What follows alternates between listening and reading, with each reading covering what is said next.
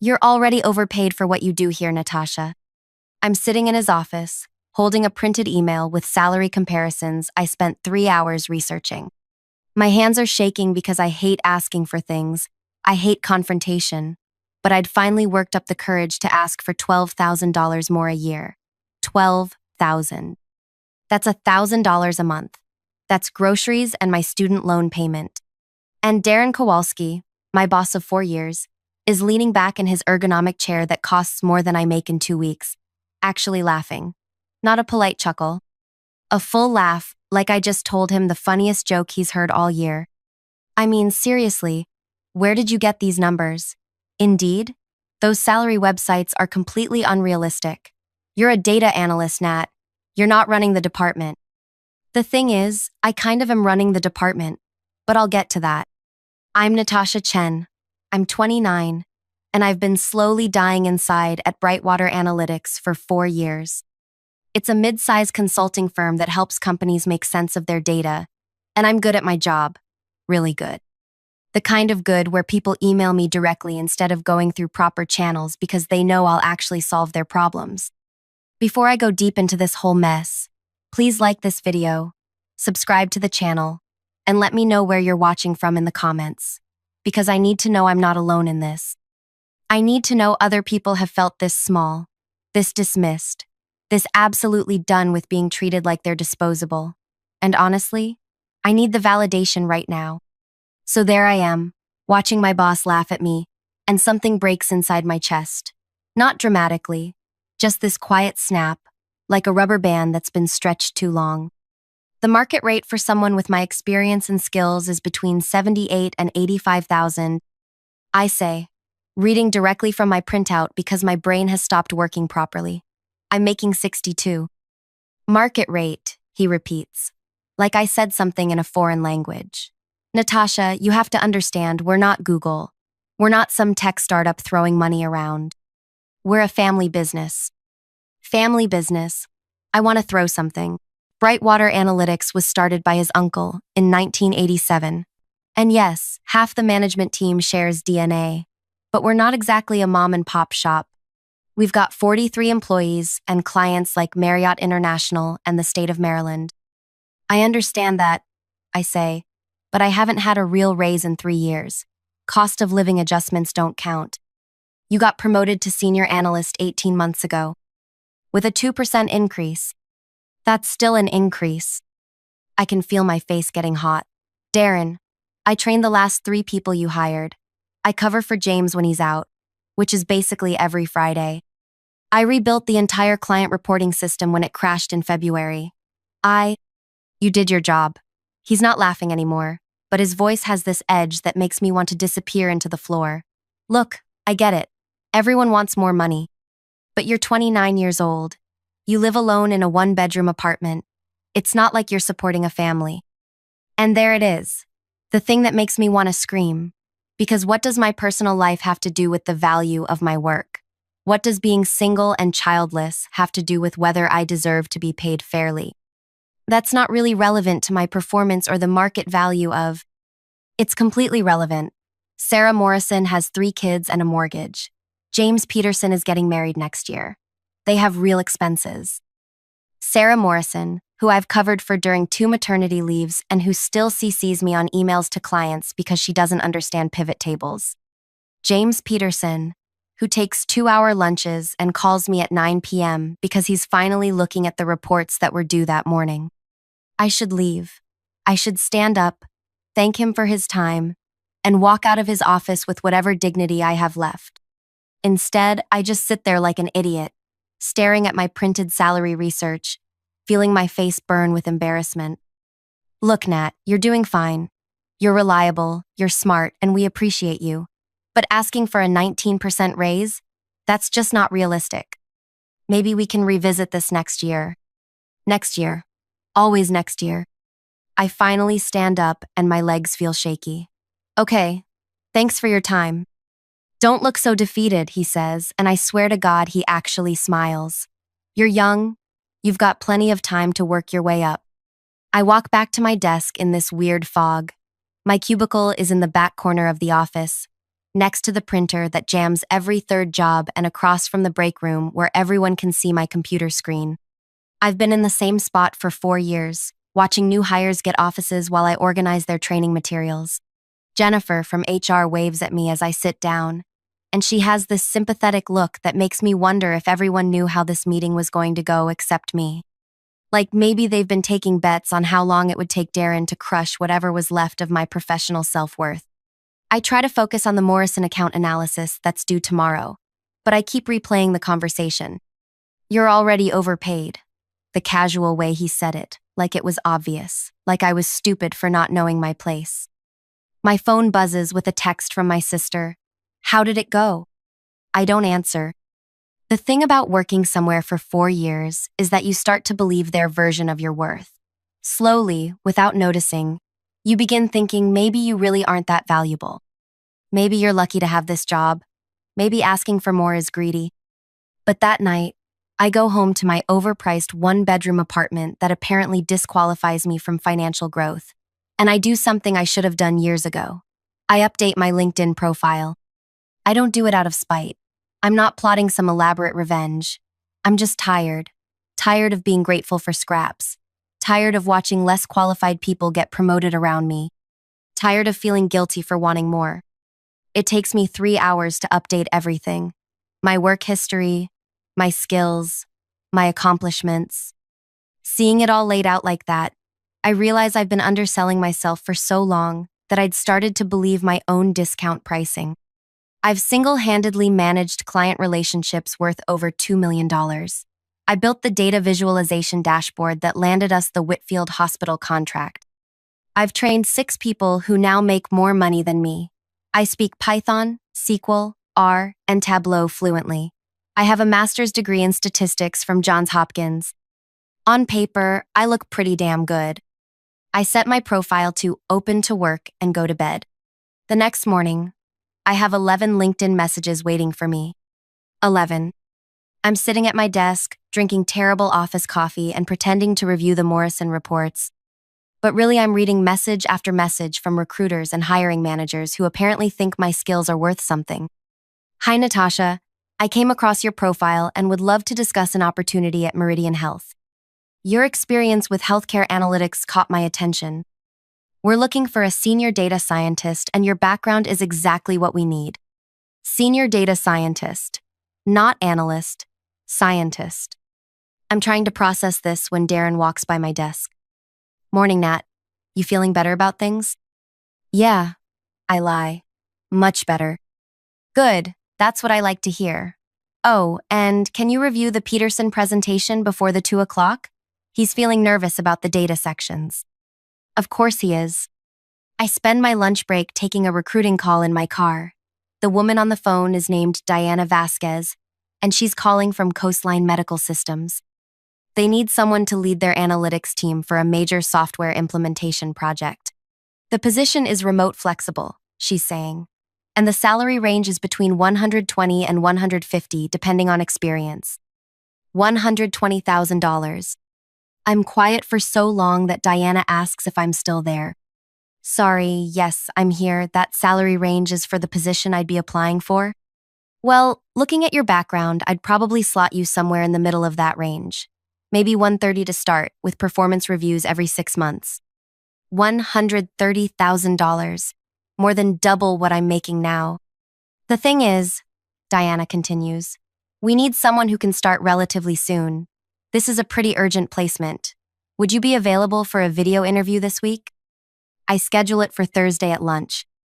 Then I schedule another one for Friday. By the end of the week, I'm juggling phone calls and video interviews like I'm running some kind of covert operation. I'm taking calls in my car, in coffee shops, in the bathroom at work when I can't get away. It's exhausting and exhilarating and terrifying all at once. Because here's what I'm learning. I'm not overpaid. I'm not even fairly paid. I'm criminally underpaid. Every single recruiter who calls me quotes a salary range that starts above what I'm making now. Most of them are offering $40,000 to $50,000 more. Some are offering more than that. The Coastline interview goes well. Really well. Well enough that Diana calls me back 2 hours later to schedule a second round with the department director. Friday afternoon, I'm pretending to work on quarterly reports when my phone rings. It's a number I don't recognize, but I've been getting a lot of recruiter calls, so I step outside to take it. Natasha, this is Kevin Waldrop from Hartfeld Associates. Hartfeld Associates. I applied for a position there on Wednesday night, but honestly, I didn't think they'd call. They're huge. Like international consulting firm huge. Like offices in 12 countries huge. Hi, Kevin. Thanks for calling. I'll cut right to the chase. We're looking for someone to lead data strategy for our East Coast healthcare clients. It's a director-level position, fully remote but with quarterly travel. I've reviewed your portfolio, and frankly, you're exactly what we're looking for. Director level. I've never been a director of anything. The base salary is $240 plus performance bonuses that typically run another 15 to 20%. Full benefits, stock options, the works. Would you be interested in learning more? $240,000. I'm standing outside my office building, watching people walk by living their normal lives, and this man is telling me I could make more money than I ever thought possible. Yes, I manage. I'd definitely like to learn more. Fantastic. I know this is quick, but any chance you could do a video call Monday morning? I've got the hiring manager available at 10 a.m. Eastern. I schedule the call. I go back inside feeling like I'm walking through a movie about someone else's life. This doesn't happen to people like me. People like me stay in jobs where they're undervalued and should be grateful for cost of living adjustments. But apparently, that's not true. The Hartfeld interview is on Monday. The Coastline second round interview is Tuesday. I have 3 other interviews scheduled for next week. And you know what the really crazy part is? I'm good at this. I'm good at interviews when I'm not desperate, when I'm not begging for scraps. When I know my worth, I can talk about my work with confidence. I can list my accomplishments without apologizing for taking up space. Wednesday of the following week, Diana from Coastline calls with an offer. $135,000, full remote, 4 weeks vacation, health insurance that doesn't have a $3,000 deductible. I'm in my car again, parked outside a Starbucks because I can't take these calls at work anymore. Someone's going to notice. This is a formal offer, Diana says. I'll email you the details this afternoon. How are you feeling about everything? How am I feeling? I'm feeling like I want to drive straight to Darren's office and quit without notice. I'm feeling vindicated and angry and scared and excited. It's a great offer, I tell her. Can I have a few days to think about it? Of course. Take your time. Thursday morning, Kevin from Hartfeld calls. Natasha, we'd like to make you an offer. I'm not even surprised anymore. Well, that's not true. I'm surprised by everything that's happening, but I've moved past the shock and into this weird state of suspended disbelief. We're offering $280,000, plus annual bonuses averaging 20%. Stock options vest over 4 years. 5 weeks vacation. Full healthcare, dental, vision. Company laptop. Home office stipend. Travel expenses. The works. $280,000. I have to ask him to repeat it because I think I misheard. 280. He says again. It's the top of our range for this role, but honestly, after talking with you and reviewing your work samples, we don't want to risk losing you to another offer. Another offer. Like I'm the kind of person who routinely gets multiple job offers. Like I have options. That's an incredible offer, Kevin. You're an incredible candidate. When would you be able to start? When would I be able to start my new life making more money than I ever imagined? When would I be available to leave behind 4 years of being told I should be grateful for less? I'd need to give 2 weeks' notice at my current position. Of course. Professional courtesy. I respect that. So we're looking at Monday the 18th? Monday the 18th. 2 weeks from now, I could be starting a job that pays more than 4 times what I'm making now. Assuming I accept the offer, yes. I hope you will. I'll send over the formal paperwork this afternoon. Take the weekend to review everything, and we'll touch base Monday. I sit in my car for 20 minutes after we hang up, just staring at my phone. $280,000. I drive back to work in a daze. I walk through the office, past Darren's corner office with his expensive chair. Past Sarah Morrison, who's explaining to a client why their report will be late again. Past James Peterson, who's on his phone planning weekend golf. I sit at my desk and stare at my computer screen, and for the first time in 4 years, I see this place clearly. I see how small they've made me feel, how they've convinced me that wanting more was unreasonable, how they've built their success on my work while paying me just enough to keep me from leaving. But not anymore. I have 2 offers, 2 incredible, life-changing offers, and on Monday morning, I'm going to walk into Darren's office and give my notice. The only question is, which offer I'm going to take. I spend the weekend in this weird bubble where everything feels surreal. I keep pulling up the offer letters on my laptop, reading them over and over like they might disappear if I don't keep checking. Coastline, $135,000. Remote work is available. Immediate start. Hartfeld, $280,000. Director-level position. Includes stock options. The smart move is Hartfeld, obviously. It's more than double Coastline's offer. It's more money than my parents made combined when I was growing up. It's set-for-life money. But there's this part of me that's terrified they'll change their minds. That someone will call Monday morning and say, "Actually, we made a mistake. We meant to offer you half that, because people like me don't get offers like this." Except apparently we do. Monday morning, I wake up at 5 a.m. even though my alarm isn't set until 6:30. I can't sleep.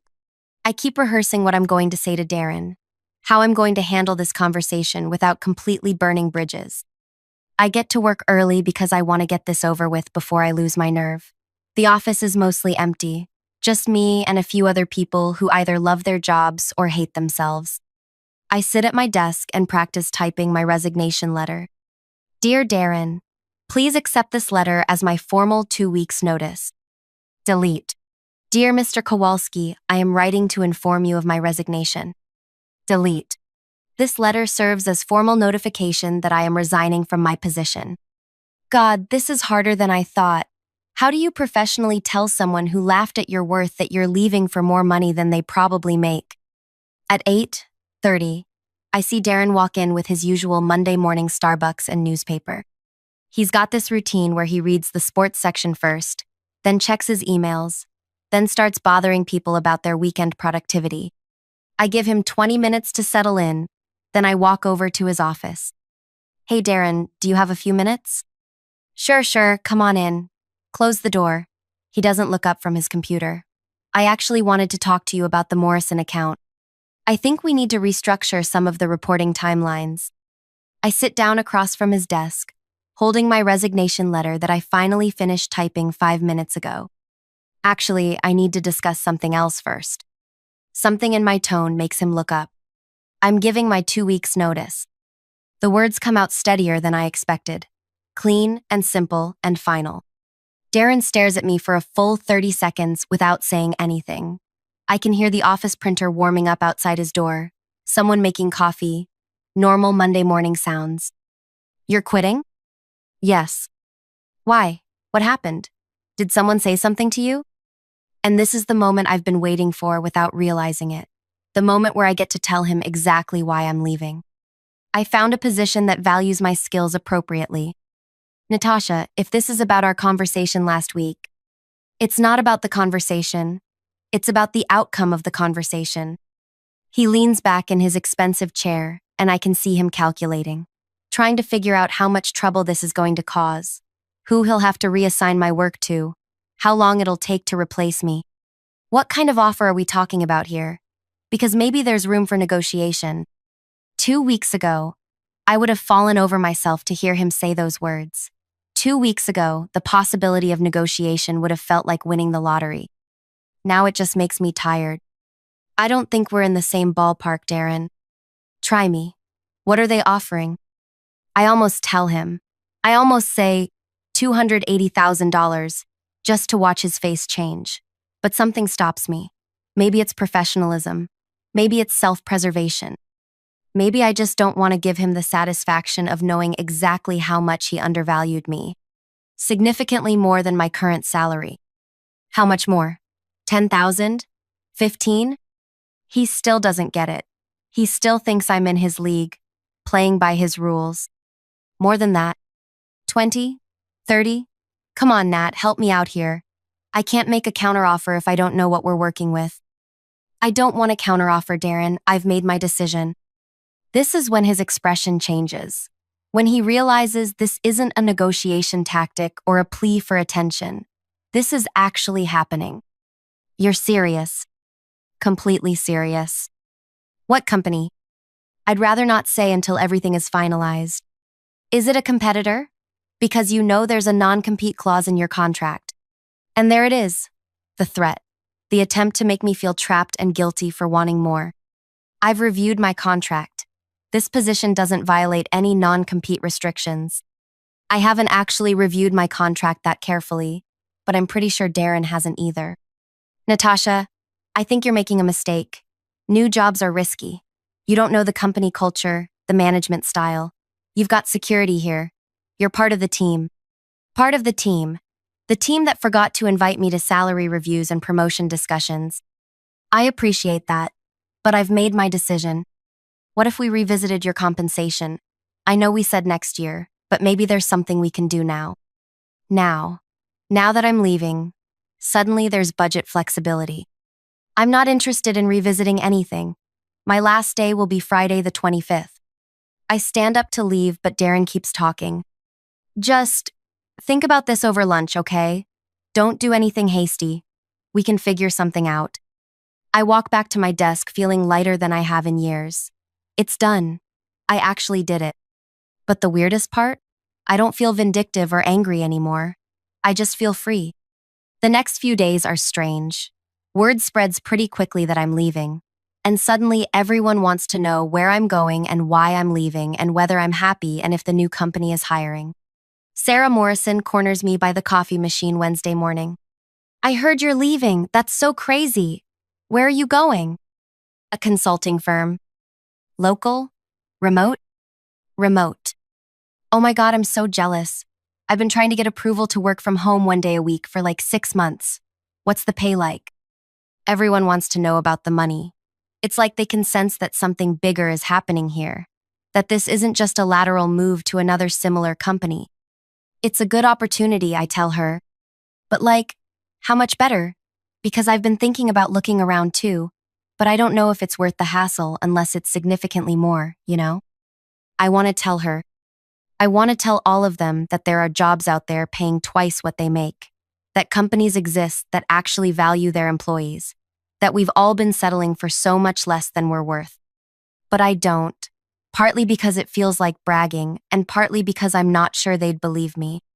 Thursday afternoon, Darren stops by my desk again. Hey, you got a minute? We walk back to his office, and this time he closes the door behind us. I've been thinking about our conversation Monday, and I want to make you an offer. Here we go. I talked to my uncle, and we're prepared to bump you up to $75,000, plus we'll fast-track you for a promotion to lead analyst. That would come with your own office and a small team to manage. $75,000. A $13,000 raise. Exactly $1,000 more than what I originally asked for. 2 months ago, this offer would have changed my life. It would have felt like winning, like finally being recognized and valued. Now it feels insulting.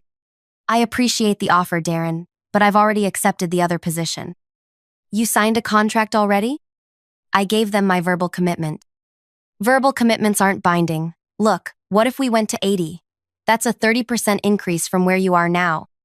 80,000. Still less than the lowest offer I got from any of the companies that called me.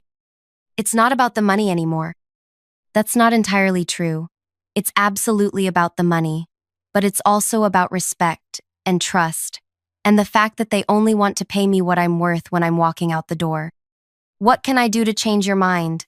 Seriously, name it. And this is the moment I realize that Darren is scared. Actually scared. He's finally done the math on what my leaving means for the department, for his workload, for the projects that only I know how to handle. Nothing, there's nothing you can do. Friday is my last day. I spend most of it documenting processes and transitioning my active projects to other people. It takes me 7 hours to create handoff notes for everything I was working on. and I realized that I was managing way more than I thought I was.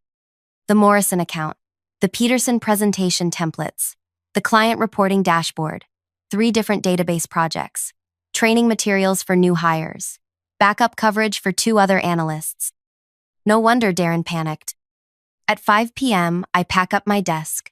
4 years of accumulated stuff, a desk plant, some framed photos, a coffee mug I brought from home, a stapler I bought myself because the office ones are terrible. It all fits in one small cardboard box. Darren watches me pack from his office doorway. You sure about this, Nat? I'm sure. What if the new job doesn't work out? You know you're always welcome back here. Thanks. I appreciate that. I don't appreciate it, actually. But there's no point in burning bridges, even bridges to places you never want to cross again. I walk out of Brightwater Analytics at 5:47 p.m. on a Friday, carrying my small box of personal items and feeling like I'm stepping into a completely different life.